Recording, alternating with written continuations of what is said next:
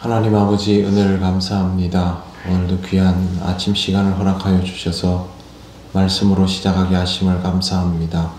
오늘도 주의 말씀 따라서 기도의 자리로 나아가오니 성령께서 인도하여 주시옵소서. 예수님 이름으로 기도드립니다. 아멘. 찬송가 406장 하나님께 찬양드립니다. 고난 내 영혼 편히 쉴 곳과 풍랑이 일어도 안전한 포구, 폭풍까지도 다스리시는 주의 영원한 팔 의지해 주의 영원하신 팔 함께하사 항상 나를 붙드시니 어느 곳에 가든지 요동하지 않음은 주의 팔을 의지함이라.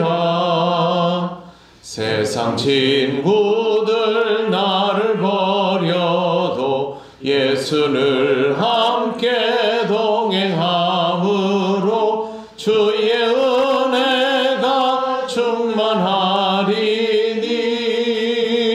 주의 영원한 팔 의지해 주의 영원하신 팔 함께하사 항상 나를 붙드시니 어느 곳에 가든지 요동하지 않음은 주의 팔을 의지함이라. 나의 믿음이 연약해져도 미리 예비한 힘을 주시면 위태할 때도 안보하시는 주의 영원한 팔 의지해 주의 영원하신 팔 함께하사 항상 나를 붙드시니 어느 곳에 가든지 요동하지 않음은 주의 팔을 의지함이라.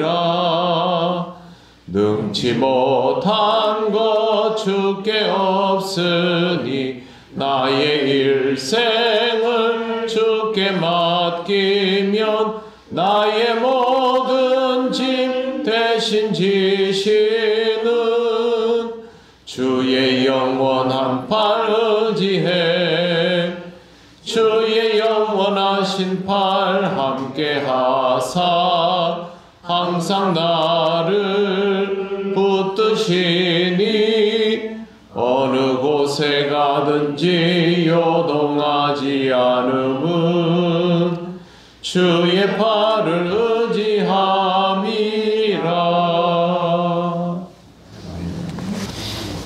하나님 말씀 사도행전 4장 8절에서 10절입니다. 다같이 봉독하겠습니다. 이에 베드로가 성령이 충만하여 이르되 백성의 관리들과 장로들아, 만일 병자에게 행한 착한 일에 대하여 이 사람이 어떻게 구원을 받았느냐고 오늘 우리에게 질문한다면 너희와 모든 이스라엘 백성들은 알라. 너희가 십자가에 못 박고 하나님이 죽은 자 가운데서 살리신 나사렛 예수 그리스도의 이름으로 이 사람이 건강하게 되어 너희 앞에 섰느니라. 아멘. 네, 오늘 이 말씀에는 굉장히 인상적인 부분이 있습니다. 그건 바로 베드로가 지금 제사장들, 특히 대제사장들과 또 이 제사장 그룹에 대표되는 사람들 앞에 서 있다는 것입니다. 베드로의 직업은 원래 어부였습니다. 보통 베드로와 같은 위치에 있는 사람들이 이렇게 대제사장 그룹 앞에 서 있을 수 있는 기회는 없을 겁니다. 뜻하지 않게 지금 베드로는 그렇게 서 있게 된 것입니다. 만일 베드로가 자기가 이제 소유하게 된 복음을 가지고 대제사장과 이런 사람들 앞에 서서 복음을 전하겠다라고 하면 아니면 성경에 관하여 이야기하자라고 하면 이야기를 하겠습니까? 그럴 기회 자체를 주지 않을 것입니다. 그런데 지금 베드로는 뜻하지 않게 이 사람들 앞에 서 있게 되었습니다. 더구나 지금 이 사람들은 제사장 그룹이 아닙니까? 그러면 베드로를 데려다 놓고 신문을 하든 무엇을 하든 결국에는 제사장다운 말과 행동들을 할 수밖에 없습니다. 신앙적으로 베드로의 행동이 어떤 것인지에 대하여 질문하게 되어 있는 것이죠. 그래서 베드로는 의도하지 않게 제사장들 앞에서 하나님의 말씀에 대하여 이야기할 수 있는 기회를 얻게 됐습니다. 겉으로 보기에는 붙들려 온 것이고 신문 받게 된 것이지만 실제로는 베드로가 의도하고자 하여도 할 수 없었던 제사장들과 대면하여 하나님에 대하여 이야기할 수 있는 기회를 얻게 된 것입니다. 중요한 건 지금 이런 상황에서 베드로에게 복음이 있는가 없는가입니다. 살아가다 보면 곤경에 처할 때가 생기겠지만 그리스도를 믿는 자에게, 복음을 가진 자에게는 그것이 모두 기회가 될 수 있습니다. 그러나 만약 그 상황에서 복음이 없다면, 복음적이지 못하면 그 시간은 그냥 신문 받는 시간, 또 어려움에 처한 시간이 될 수밖에 없는 것이고, 복음이 있다면 그 시간은 복음을 전할 수 있는, 또는 복음을 드러낼 수 있는 기회가 되는 것입니다. 베드로는 복음을 가지고 있는 사람이기 때문에 이 시간이 신문의 시간이 아니라 오히려 기회의 시간이 되고 있음을 우리는 잘 볼 수 있어야 합니다. 베드로가 이제 이 사람들에게 말을 하는데요. 8절에 보시면 이에 베드로가 성령이 충만하여 이르되 백성의 관리들과 장로들아 이렇게 말합니다. 표현 자체가 신문 받는 사람이라고 볼 수 없습니다. 그 다음에 하는 말이 만일 병자에게 행한 착한 일에 대하여 이 사람이 어떻게 구원을 받았느냐고 오늘 우리에게 질문한다면 이라고 표현합니다. 베드로가 사용하는 단어를 보십시오. 착한 일, 구원입니다. 지금 베드로가 행했던 일은 착한 일이지요. 그리고 이건 한 사람을 구원하는 일입니다. 성전 미문에 앉아있던 장애인이 그 장애를 고침받게 되는 것은 그냥 몸이 아픈 게 나았다 이런 수준이 아닙니다. 이 사람의 인생이 완전히 구원받는 일이죠. 우리에게 있어서는 이런 병고침의 일보다 우리의 내면적인 치유와 회복의 역사를 통해서 구원받는 것이 더 시급하다면 지금 이 사람은 성전 미문에서 구걸하던 이 인생을 바꾸는 것만이 사실은 해법이죠. 그래서 베드로는 구원이라는 단어를 사용하고 있습니다. 착한 일 하다가 붙들려 왔습니다. 그것도 제사장에게. 제사장은 착한 일을 하는 사람을 벌할 수 있는 그런 정체성을 가진 사람이 아니거든요. 그리고 제사장은 하나님의 일에 대하여 방해할 수 없는 정체성을 가진 사람들입니다. 실제로 이 사람들의 신앙적인 상태가 어떠하든지 간에 적어도 제사장이라면 그렇게 반응해야 하는 사람들이죠. 베드로는 그 부분을 정확히 알고 있으면서 착한 일이라는 단어와 구원이라는 단어를 사용하고 있는 겁니다. 내가 착한 일을 했는데 왜 나를 데리고 왔느냐? 내가 했던 착한 일은 한 사람의 인생을 구원하는 일인데 왜 나를 데리고 왔느냐? 이렇게 질문을 하는 것이죠. 그리고 10절을 보시면 너희와 모든 이스라엘 백성들은 알라 너희가 십자가에 못 박고 하나님이 죽은 자 가운데서 살리신 나사렛 예수 그리스도의 이름으로 이 사람이 건강하게 되어 너희 앞에 섰느니라. 여기에서 예수님이 등장하고요. 하나님이 죽은 자 가운데서 살리신이라는 표현이 나옵니다. 첫 번째, 이 일은 하나님의 일입니다.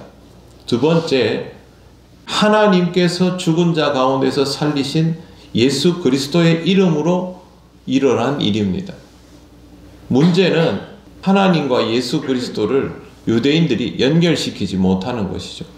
이 사람들은 하나님을 믿는다고 자처하는 사람들입니다. 그러나 예수 그리스도를 인정하지 않습니다. 베드로는 굳이 하나님과 예수 그리스도를 다 언급하면서 동시에 표현하고 있습니다. 즉 예수 그리스도와 하나님의 연결점을 모른다는 것을 지적하고 있는 것입니다.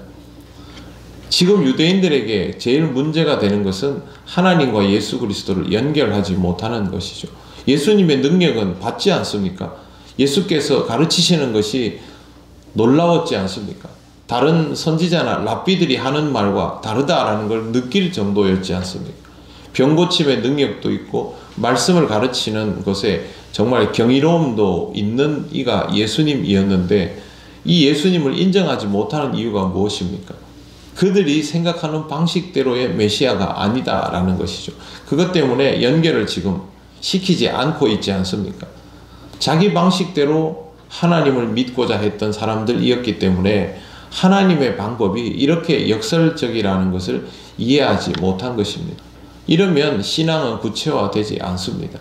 지금 유대인들의 가장 큰 약점이 바로 하나님과 예수 그리스도를 연결시키지 못하는 것, 그리고 그것은 자기 한계 안에서만 메시아를 이해하려고 들었기 때문에 일어나는 일이라는 것을 지금 베드로는 이 말을 통해서 하고 있는 겁니다. 나는 하나님의 일을 하는 사람이고 하나님께서 살리신 예수 그리스도의 이름으로 일어난 일을 드러낸 사람이고, 너희는 하나님과 예수 그리스도를 연결시키지 못해서 십자가에 못 박아 죽였지만 하나님은 이분을 살려내셨고 나의 구원자가 되시고 이 사람의 구원자가 되셨다.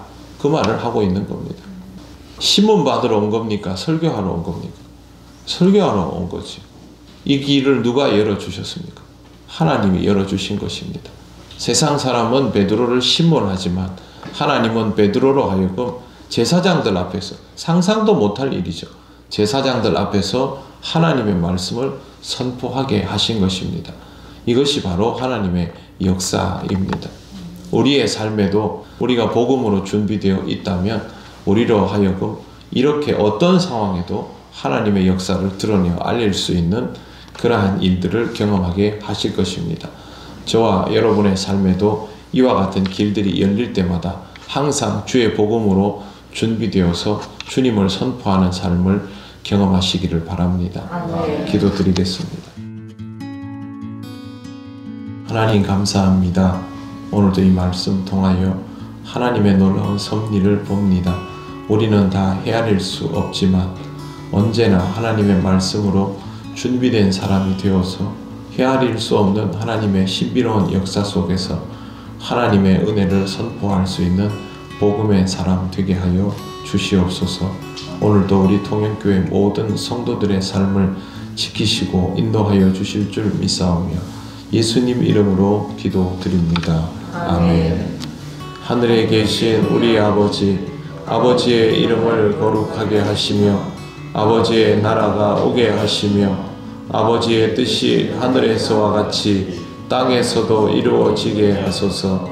오늘 우리에게 일용할 양식을 주시고 우리가 우리에게 잘못한 사람을 용서하여 준 것 같이 우리 죄를 용서하여 주시고 우리를 시험에 빠지지 않게 하시고 악에서 구하소서.